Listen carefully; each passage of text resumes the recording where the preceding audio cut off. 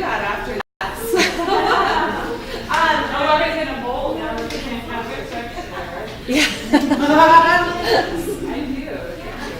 So I'm pretty sure everybody here knows about our partnership with Innovage, and if you haven't met Piper, I'm sure you have heard the name Piper get spoke quite a bit with Only with love and absolutely. Yes. We would not imagine saying your name any other way. So Piper came in today as a favor to us to talk about body mechanics and her realm of expertise in that, and then she brought along Paula, who's also a part of Innovage. So I'll let you start. Do you want to explain your role to everybody in Innovage? Sure. I am the Director of Safety and Loss at Innovage, and so I support safety for our physical environment and our staff, and making sure that we care for our safe environment.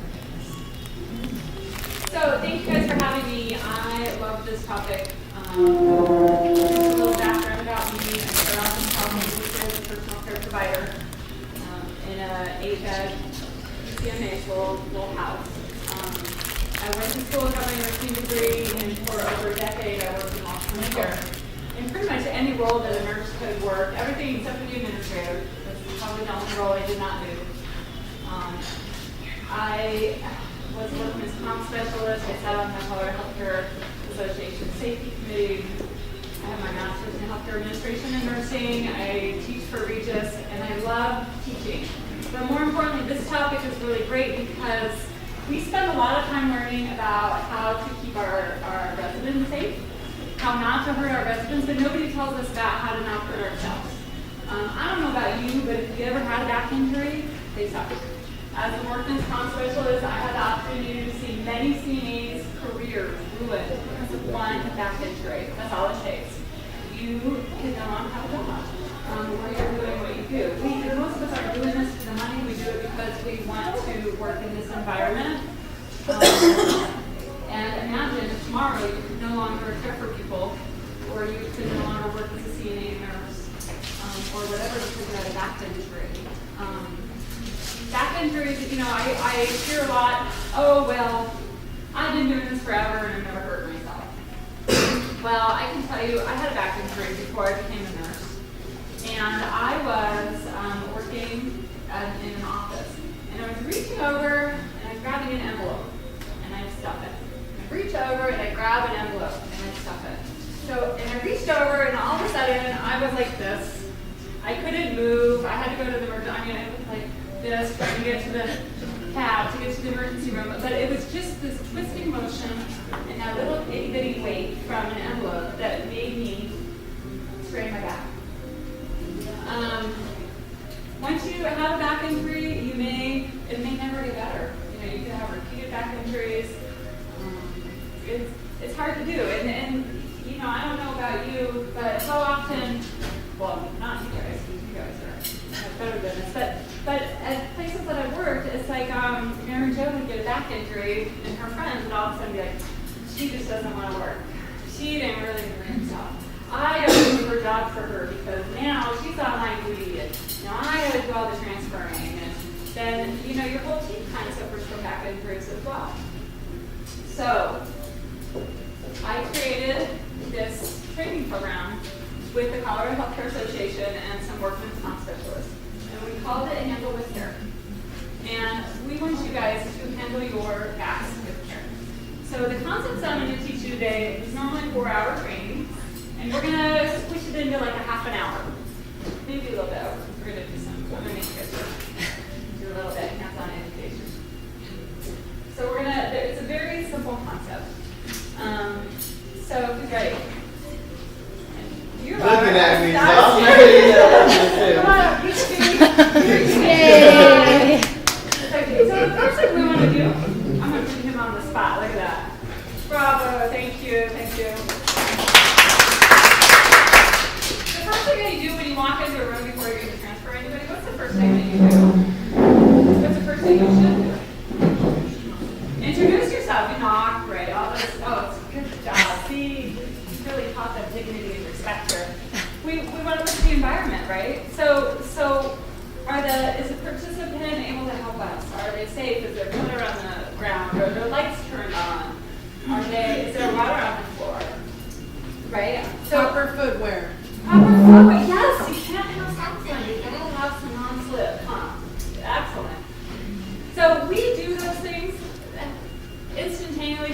without even thinking about it. You know, we go into a room and automatically we have assessed this person and we know their footwear is on. We don't even have to think about it anymore, right? How long have you been at CNA?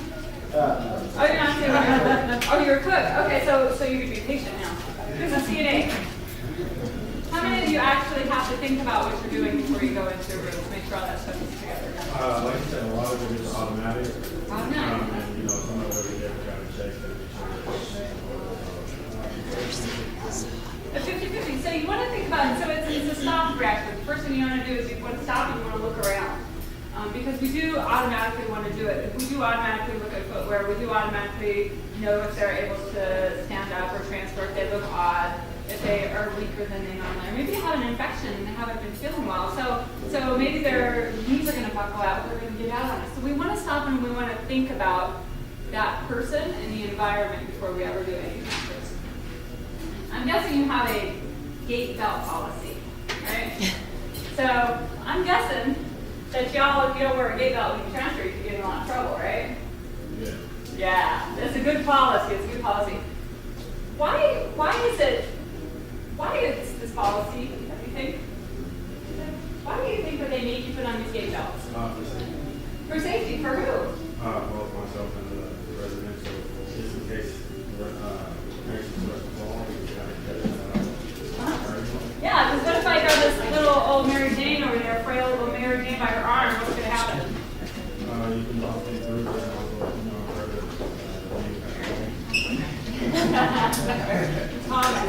What's your name? What is your name? Rio. Okay, so what if I got Rio, frail little Rio over here by his arm?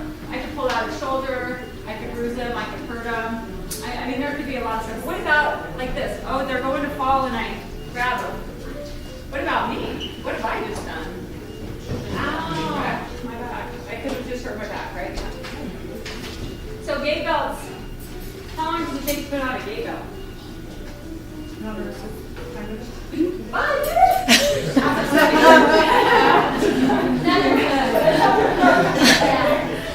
know, like not even a minute to put on a gait belt.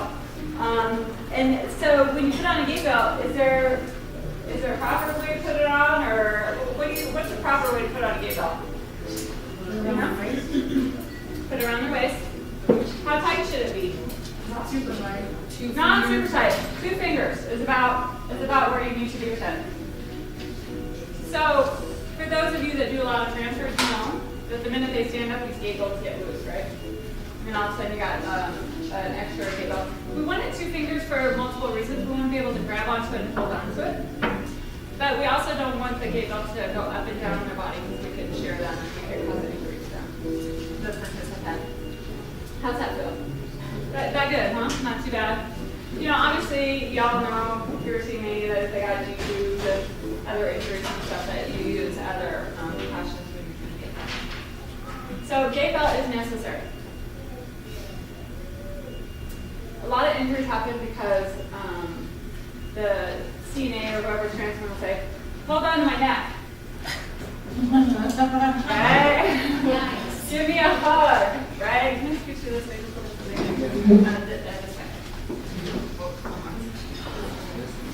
There you go. So, you know, holding under the arms and whatnot, we want to be able to have good control. When we start grabbing, sometimes we're grabbing like this. If you look at my back, do you see that I'm bending?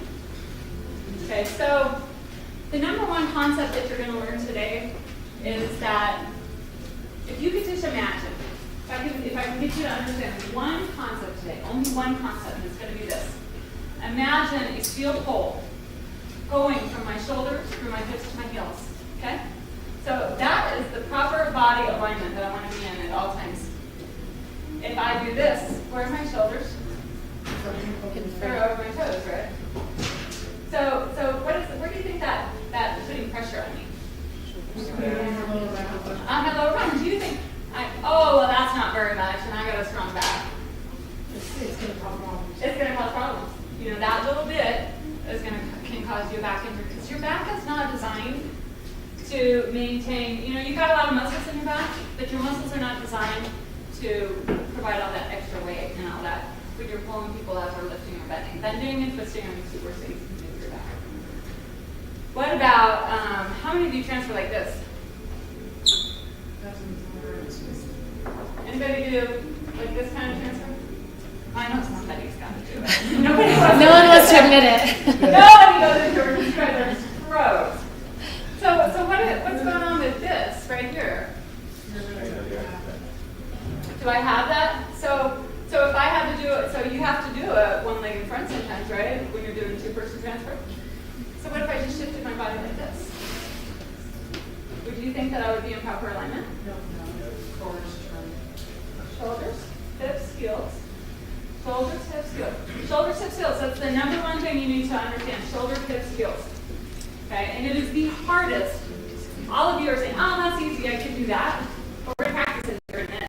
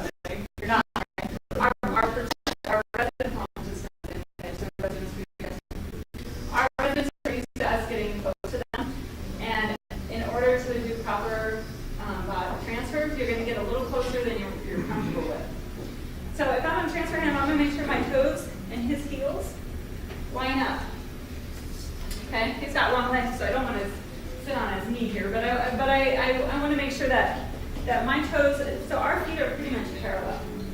And then I'm going to squat. So this is the hardest part. You'll do it for 3 days and your legs will be burning, I promise you. But it's good. It'll be good after that. So I'm going to squat.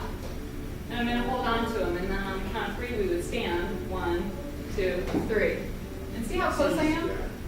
We're personal, right?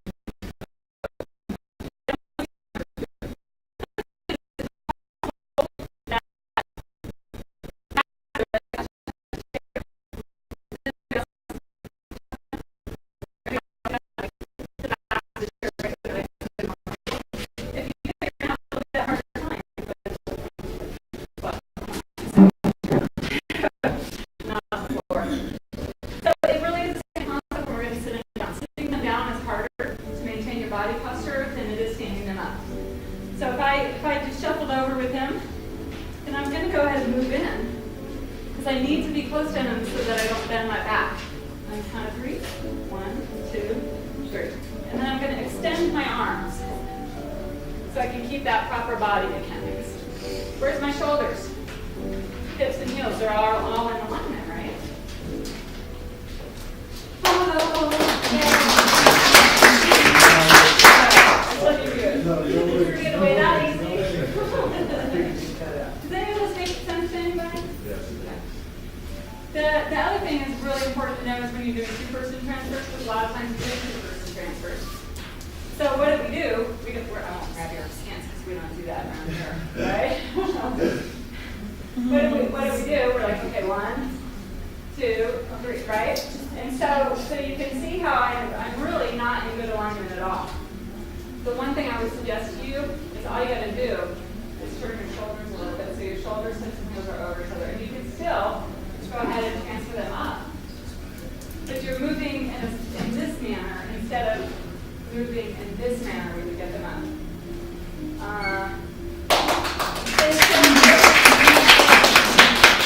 think you're probably free to go. Probably. I might call you back. Bravo. Okay, so I have an exercise for you. Really, the best way to tell if you're using proper body mechanics, so the first time you do it, the first 3 days, 4 days, it's going to be really uncomfortable. And I'm not lying. I've taught this training hundreds of times over the past years, and it always is more uncomfortable when you first do it. The best way to tell if you're using proper body mechanics is to stand against the wall, shoulders against the wall, point your feet obviously spread out so you have that balance, and you're going to go up and down. And that is the proper body mechanics. But sometimes you got to get kind of low with these little old ladies in these chairs, right? So we're going to try that. Can everybody take a spot on the wall and try that?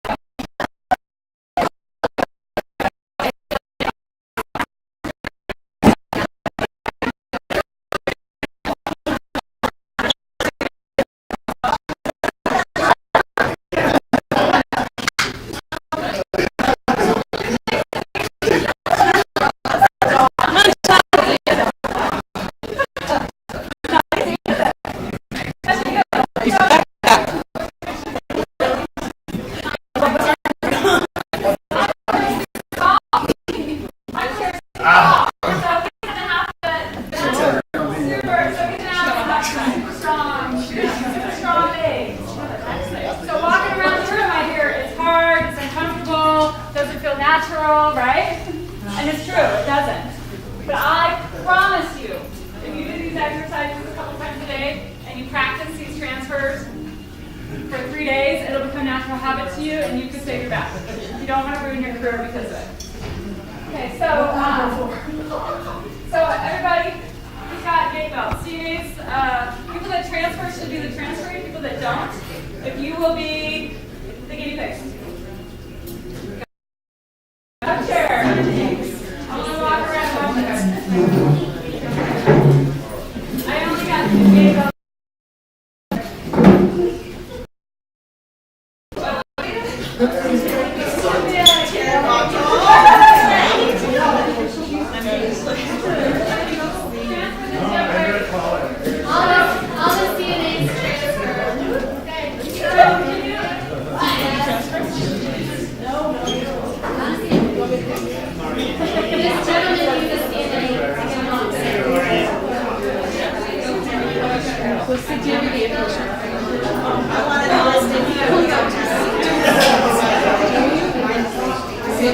CNA.